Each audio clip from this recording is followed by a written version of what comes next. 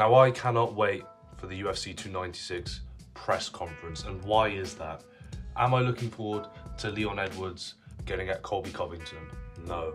I am looking forward to Colby Covington absolutely rinsing Ian the Cuck Garry. Now, okay, that was a bit rude, I shouldn't have said that. I'm gonna give you guys the backstory as to why Ian Garry's wife is getting a lot of backlash and why this is subsequently leading to Ian Garry getting a lot of backlash. So it resurfaced, or it came to light, that she released a book a couple of years ago called How to Be a Wag. Now, a wag in English terms is someone who gets with an athlete primarily for their fame, for their money, sticks with them and just takes advantage of them pretty much.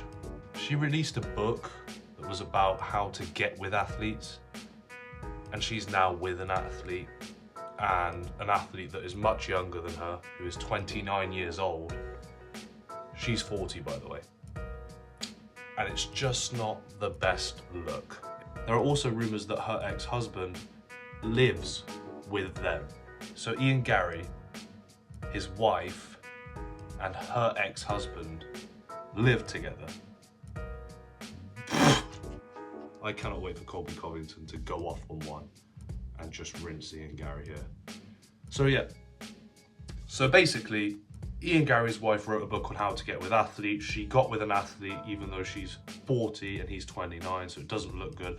And apparently her ex-husband lives with them together in the same place.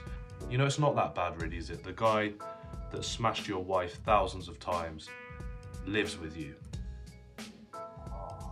Anyway, there were a few other UFC stars that had opinions on this, and I'm gonna play those opinions now. So first, of course, we have Sean Strickland, who I wish he was on the card. I wish he was at the press conference. But anyway, Sean Strickland had his opinion on the matter. So I don't like the Irish guy because he's a fucking beta male. Oh, really?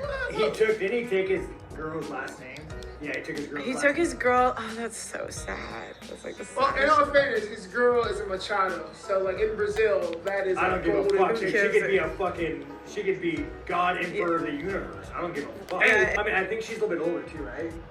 She's a little bit older. She already has a fucking kid. Like, it's like you. They have a kid together. Yeah, they got a kid together, but you simped up. Like, you're a weak dick motherfucker. So he calls him a beta male and pretty much says he is a beta male because he took his wife's last name. And if she really loved him, she would have given up her last name and adopted his. But anyway, that was Sean Strickland's opinion. Now let's go on to Colby Covington's opinion. To Brazil. I never turned off my social media. I never turned off my comments. Look at that little Ian Garry. He turned off his comments like a little fucking sensitive soy boy. So, you know, he ain't a tough. He ain't the biggest and baddest fighter in this division. The guy. So he calls him a sensitive soy boy, which is fucking hilarious because he turned off his comments. And Colby's basically saying that he never turned off his comments when he was getting hate and to just be a man about it. What we have now is an undefeated fighter in Ian Garry, whose toughest moment of his career is probably going to be this press conference. Because when Colby Covington, and I know he's going to do this, when Colby Covington gets out the book that Ian Garry's wife wrote and starts reading it whilst he's at the press conference and then goes off on one, it's gonna be so good. And I can see it happening. On a serious note here, as much as I'm laughing at the situation because it's fucking hilarious, I think we're really going to find out whether Ian Garry is mentally strong here, if he can deal with adversity.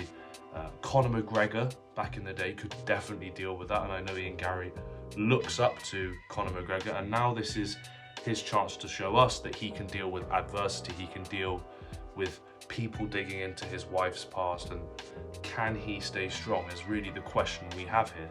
What we are going to learn in this fight isn't if Ian Garry is a good fighter, but if Ian Garry has that bulletproof mindset that is needed in MMA and UFC. I do believe you need to be somewhat tolerant to people chatting rubbish about you.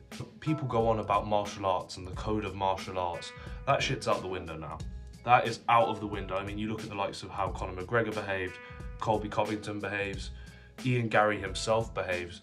There is, in general, no more code of conduct. Now we are going to see if Ian Garry can deal with there being no code of conduct. It's the first time the tables have turned on him. The things he said to Neil Magny were definitely way too far, in my opinion.